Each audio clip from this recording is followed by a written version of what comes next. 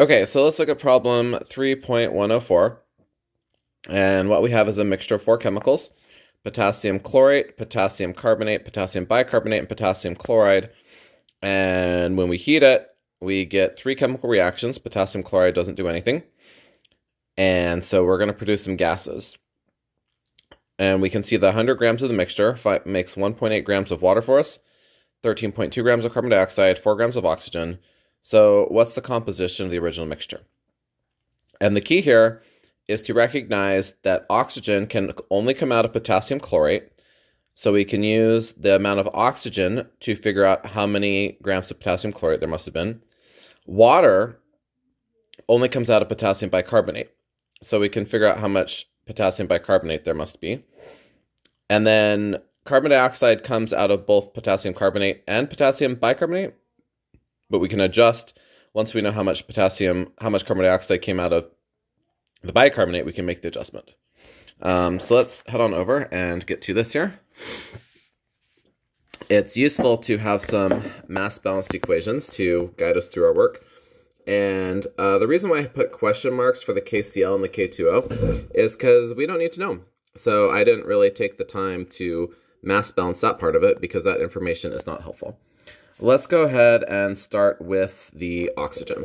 So given that KClO3, potassium chlorate, is the only source of oxygen, we got 4 grams of oxygen, and the standard mass balance equation gives us 96. So that shows us that we're running this at a 0.0417 scale. Multiply the 0.417 by the standard 245.1 grams of potassium chlorate, and this mixture must have contained 10.2 grams of potassium chlorate. Cool.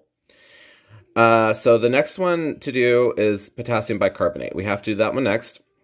So what we're going to see now is that 18 grams of water is the standard, but we got 1.8 grams. So situation over standard reveals a scale factor of 0.1.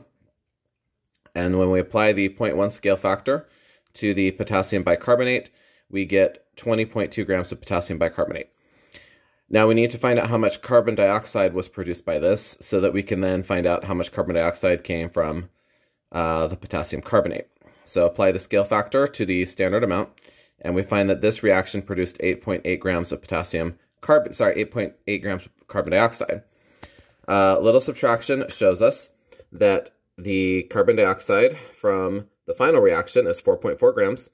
And so once again, situation over standard, we find that the scale factor for the last reaction was 0.1 grams. And so, 0.1 is a scale factor.